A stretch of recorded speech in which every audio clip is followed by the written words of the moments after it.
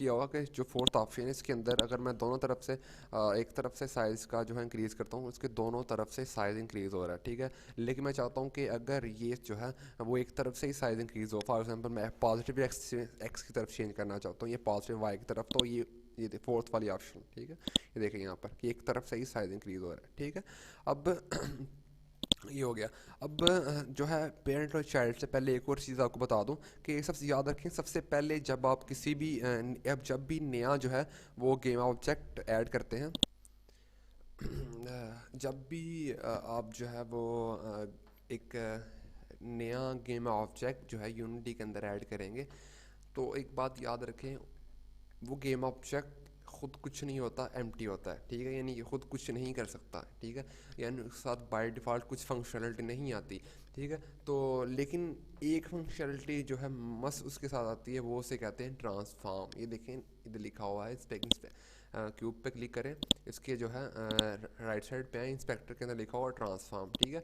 देखिए ट्रांसफॉर्म होता है कि इस कोई गेम ऑब्जेक्ट जो है वो अगर आपने ऐड किया है तो स्पेस के अंदर या कहीं भी, ठीक है, तो उसकी पोजीशन होती है, ठीक है, उसका रोटेशन होती है, उसका स्केल होता है। पोजीशन कहते हैं कि उस पोजीशन कहाँ पर है, स्केल कहते हैं उसका खुद साइज़ क्या है, ठीक है, और रोटेशन कहते हैं कितनी एक्स वाई में कितना जो है रोटेट हुआ है। अब ये भी देखें, ये चीज़ें सारे रियल बेस पर डिपेंड करती हैं। अगर आपने सुना होगे जो है एक ऑब्जेक्ट, यानी कि एक जो एक इंसानी, यानी कि आप साइंस के अंदर भी एक ऑब्जेक्ट की डेफिनेशन ये जो जगह लेती हो और साइज रखती हो, ठीक है। तो वही चीज़ वही कॉन्सेप्ट गेम के अंदर भी है, ठीक है। जो ज़ाहिर है एक चीज़ जो है अगर वो ज़मीन एक एग्जिस्ट करती है, एटलीस्ट वो जगह तो घेरती होगी, ठीक है। अगर वो जगह नहीं साइज़ तो रखती होगी, ठीक है। साइज़ जगह मस्त होती है, ठीक है, साइज़ भी होगा, कुछ ना कुछ जगह भी होगी चीज़ की, ठीक है, जो घेरती होगी, ठीक है। तो यही चीज़ कॉन्सेप्ट गेमिंग के अंदर भी है, ठीक है। तो आप जाते हैं सर इसके पेरेंट और चाइल्ड कॉन्सेप्ट के अंदर। आप ऐसा करें, गेम ऑब्जेक्ट पे आ जाए, एक नया गेम ऑब्जेक्ट ऐड करें स्फीयर, ठीक है।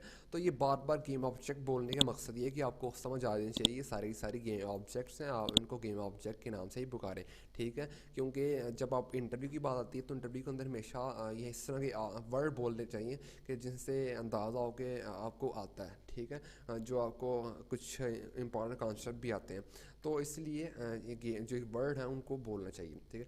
तो अब ये देखें यहाँ पर, अभी देखें मैं स्फीयर है मेरे पास, ठीक है, मैं स्फीयर को मूव कर रहा हूँ, अब स्फीयर अकेला अकेला मूव कर रहा है। अब मैं क्यूब को मूव करता हूँ, क्यूब अकेला अकेला मूव करेगा। अब मैं चाह रहा हूँ कि क्यूब जो है ना बॉडी बन जाए और ये स्फीयर जो इसका चाइल्ड, यानी कि चाइल्ड बन जाए, यानी कि टायर बन जाए फॉर एग्जाम्पल, ठीक है। अब देखें क्यूब जो है मैं इसका इसके देखें स्फीयर पे क्लिक करता हूँ, ठीक है। इसके अंदर क्यूब के अंदर मैं इसको ड्रैग करता हूँ, ठीक है, और देखें ये क्यूब पेरेंट बन गया और ये चाइल्ड बन गया। अब मैं जहाँ जहाँ पेरेंट को मूव करूँगा वहाँ वहाँ चाइल्ड भी जाएगा, ठीक है। अब मैं स्फीयर को मूव कर रहा हूँ, ठीक है, देखें स्फीयर अकेला, स्फीयर उसका चाइल्ड है, अकेला जहाँ मर्जी मूव कर सकता है, ठीक है। तो आप स्फीयर का भी आगे से इसका चाइल्ड बना सकते हैं, ठीक है। तो ये एक पेरेंट के मल्टीपल चाइल्ड के ठीक है, आगे से मल्टीपल चाइल्ड। तो ये सारी की सारी चीज़ें डिपेंड करती हैं आपकी आपके मॉडल के ऊपर, ठीक है। आप मॉडल कौन सा यूज़ कर रहे हैं, किस तरह बनाया आपने, ये सारी चीज़ें इसी के ऊपर डिपेंड करती हैं, ठीक है। चलिए ये तो हो गया कॉन्सेप्ट इस चीज़ का। अब थोड़ा सा आते हैं इसके ऊपर, इसकी स्क्रिप्टिंग के ऊपर, ठीक है। तो अब ऐसा करें, अब अपने एसरेट के ऊपर क्लिक करें, यहाँ पर फोल्डर के ऊपर, यहाँ पर राइट क्लिक करें और क्रिएट करें न्यू फोल्डर, उसका नाम रखें स्क्रिप्ट्स, ठीक है। अब इसके अंदर डबल क्लिक करके अंदर आ जाए, ठीक है। अब राइट क्लिक करें और सी शार्प क्रिएट करें, सी शार्प स्ट्रीट, इसका नाम रखें रोटेट क्यूब, ठीक है। अच्छा, एक और चीज़ के अंदर ये कि जो सी शार्प है या जावा वगैरह लैंग्वेज होती हैं, इनके अंदर जो क्लासेस होती हैं, क्लासेस का पहला वर्ड कैपिटल, ठीक है, फिर दूसरा वर्ड आगे पहला वर्ड, दूसरे वर्ड का फिर पहला वर्ड कैपिटल, यानी कि ठीक है, जैसे रोटेट है स्कार कैपिटल आगे क्यूब का फिर सी कैपिटल, ठीक है। इस तरह ये नाम लिख मस्त लिखने आपने इस तरह नाम, ठीक है। अब इस पर अब डबल क्लिक करें इसके ऊपर। अब इसके अंदर ना कुछ ये तो इसके अंदर अपना जो है वो एडिटर होता है, एक होता है मोनो डेवलपर एडिटर, एक अगर इसके पास विजुअल स्टूडियो है तो वो इसको विजुअल स्टूडियो भी ओपन कर देगा, तो कोई इशू नहीं, आप जहाँ मर्जी ओपन कर लें। इसके अलावा अगर इसके ऊपर ओपन करना है आपने तो आपको उसकी सेटिंग में बताता हूँ कि एंड पे कि वो कैसे ओपन कर सकते हैं, ठीक है। अब देखें ये मोनो डेवलपर जो है इसकी आईडी ही है, यानी आईडी समझ लें, एडिटर समझ लें कि जिसके अंदर आप एडिट कर सकते हैं कोड को, ठीक है। अब ज़रूरी नहीं कि आपने मोनो एडिटर के अंदर ही एडिट करना, आप वीडियो स्टूडियो के अंदर एडिट कर लें, आप नोटपैड के अंदर एडिट कर लें, आप किसी चीज़ के अंदर भी एडिट कर सकते हैं, ठीक है।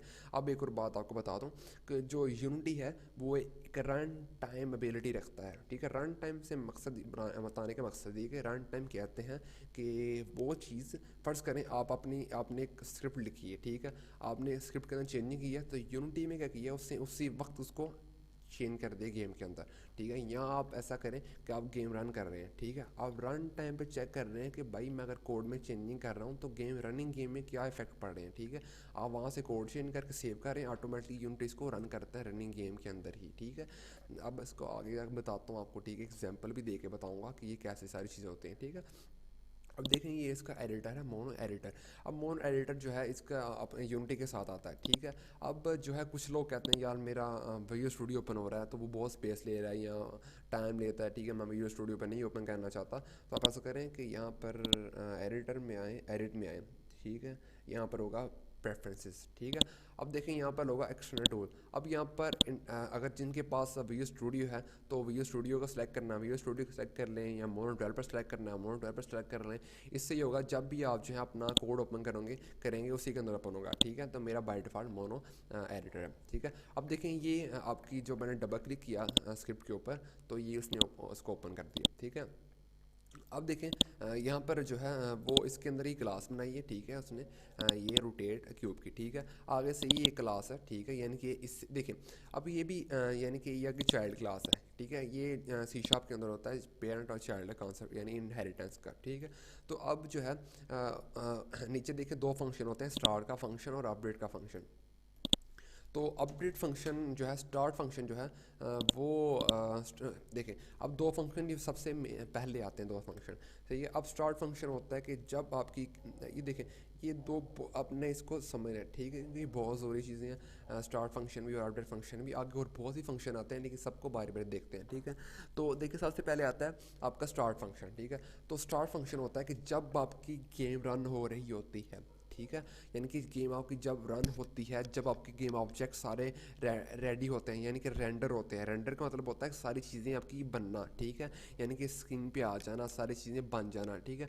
तो जब वो सारे गेम ऑब्जेक्ट रेडी होते हैं, सारे जो सारा आपका लेआउट है सारा रेडी होता है, उससे कहते हैं, तब जो काम होता है स्टार्ट फंक्शन के अंदर होता है, ठीक है। यानी कि अगर आपने कोई कॉन्फ़िगरेशन की है, आपने कोई सेटिंग की है कि एक दफ़ा सेटिंग हो जाए पूरी गेम में वहीं चले, ठीक है, तो स्टार्ट फंक्शन के अंदर रख लें, ठीक है। बस याद रखें स्टार्ट फंक्शन के अंदर जो आप चीज़ रखेंगे वो एक दफ़ा ही काम करेगी, ठीक है। जब एक तब काम करेगी जब आप अपने गेम को पहली दफ़ा रन करेंगे, यानी कि जब आपकी गेम की रेंडरिंग स्टार्ट हो रही होती है, ठीक है, जब गेम के सारे ऑब्जेक्ट लोड होते हैं, ठीक है, यानी कि आपने इसके अंदर जो भी फंक्शन रखा, जो भी इसके अंदर काम किया आपने, वो सारा एक दफ़ा ही काम होगा। यानी कि स्टार्ट फंक्शन जो है हमेशा एक दफ़ा ही काम करता है जब आपकी गेम रन होती है, ठीक है।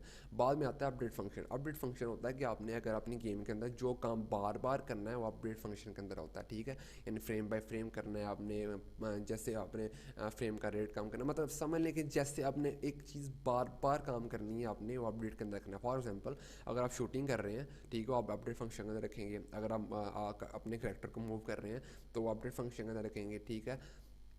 यानी कि आप गेम के लिए जो कंटिन्यूसली काम कर रहे हैं हम क्या अपडेट के अंदर रखेंगे, ठीक है। तो आप देखें यहाँ पर मैं आपता हूँ, यहाँ पर अपडेट फंक्शन में क्लिक करें, ठीक है। अब यहाँ पर